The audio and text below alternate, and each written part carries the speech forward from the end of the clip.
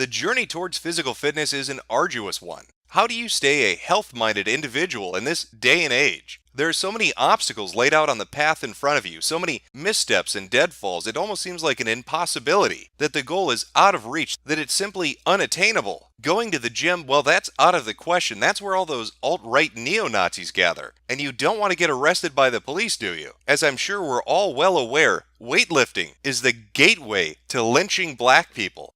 And suggesting that somebody eats properly, that they exercise self-control and put down the sugary sweet snacks, well, that's just wrong. It wouldn't be very progressive of me to go against the notion of health at any size and tell you to put the Twinkies down, fat tits. So if you can't exercise and you can't enforce portion control, how exactly do we go on our journey towards being a fit individual? Well, it begins by looking at this outdated, archaic caveman concept. Now, I'm sure if you're an old-timer, you probably remember this myth being taught in the classroom to you and many millions of other Americans. For many years, people were taught if they wanted to be healthy, they needed to adhere to this lie, this blatant propaganda.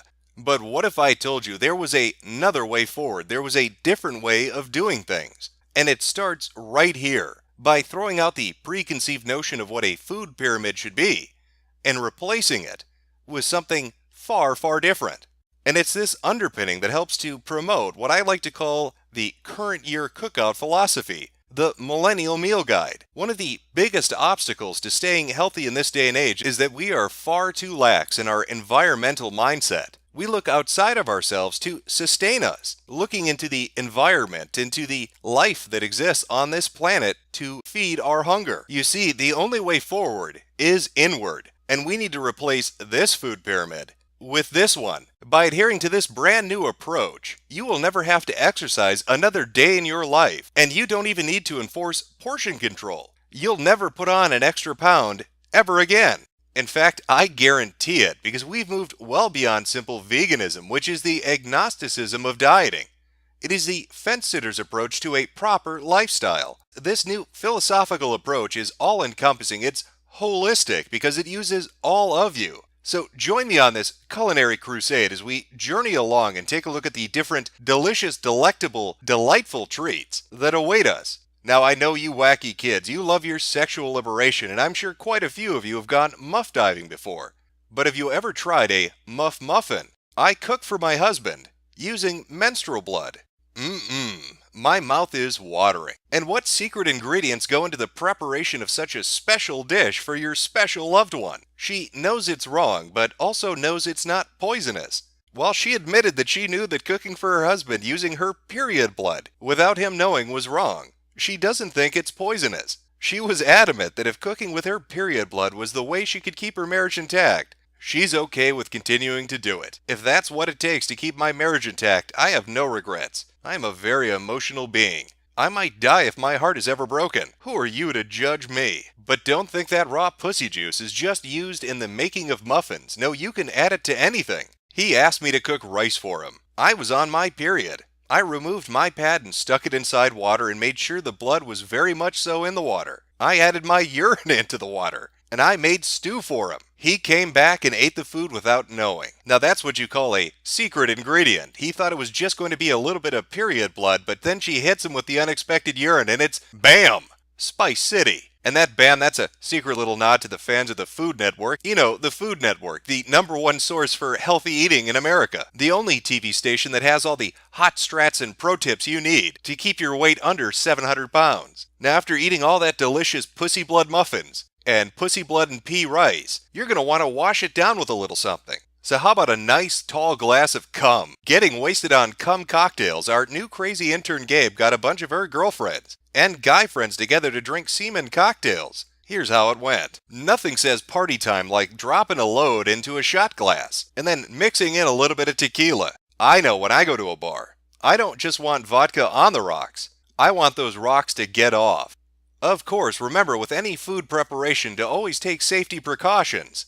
Playing with semen is not all fun and games. I would like to add that you can still contract STIs from drinking semen, even mixed in a cocktail. A good rule to stick by if you want to have your own cocktail party is never drink anyone's semen unless you can verify that they're clean. Also, don't jizz in your friends' drinks without them knowing. That should be reserved for consenting consumers only. Please enjoy responsibly.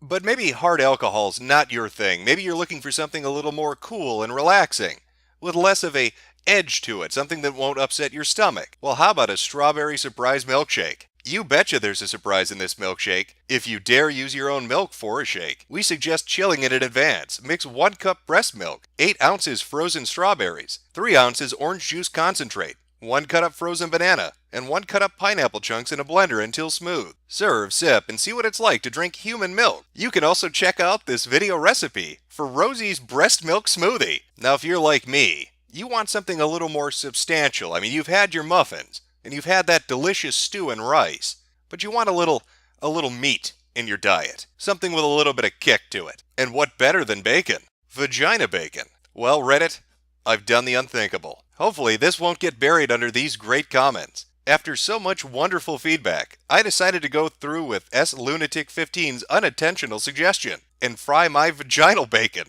Before anyone asks, I decided not to take a bite. I did smell it, however, and it smelled fucking delicious. So I was pretty tempted, you know. Then I remembered, it came from my cunt. And this amazing recipe comes to us from a thread about a woman who was menstruating and had a little piece of her slip out and was curious just what it was and what to do with it. Do you think if you fried it up that it would taste like bacon? I imagine the meat is pretty lean. It wouldn't be all that tasty without some fatty tissue to accompany it.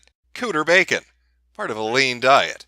Or cooter bacon, made from her pleasure. Now, sadly, we live in bigoted times, and I would love to show you what this delicious dish looks like. But there is no way Google's gonna let me, is there?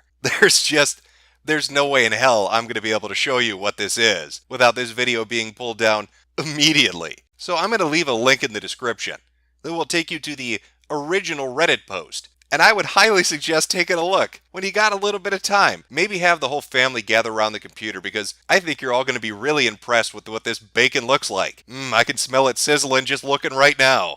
But my God, you know, that bacon really is filling, and I need something else to drink to wash it down. It's so meaty. It's so meaty and zesty. I need something to cleanse my palate.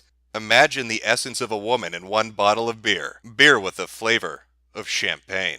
Have you ever wondered what it would be like if you could bottle pussy and then drink it at your leisure? Well, luckily, Wishachaman from Poland thought the exact same thing. Now, this isn't a recipe that you can prepare at home. You'd have to specialty order it. Sadly, the Indiegogo didn't really work out. But they take a bacterial sample from your lady lover and then ferment it into a delicious beer. Now, a fair word of warning, you're going to want to make sure your lady is clean down there, because if she's a little too yeasty, you're going to end up with a loaf of bread rather than a bottle of beer. By this point, you're probably pretty full up. You've had a lot to eat today and you need to take a bowel movement. But under the philosophy of the current year cookout, the Millennial Guide to Meals, that bowel movement isn't taking a dump, it's preparing leftovers for tomorrow. So be sure to bring your ladle with you and a few Tupperware containers, because that's going to make some mighty fine burgers. So now that you've taken those first few steps into this brave new world of food preparation and enjoyment, how do you respond when somebody asks, what are you? You're not really a herbivore, you're not an omnivore, you're not really a carnivore. You're not just a simple meat eater, you're not a vegan. How would you define yourself? Well, I have the perfect term. You're a new cannibal. You subsist off of eating humans and human byproducts, both your own and other people you know, with or without their permission. Just remember, don't kiss the cook. He might eat your fucking face.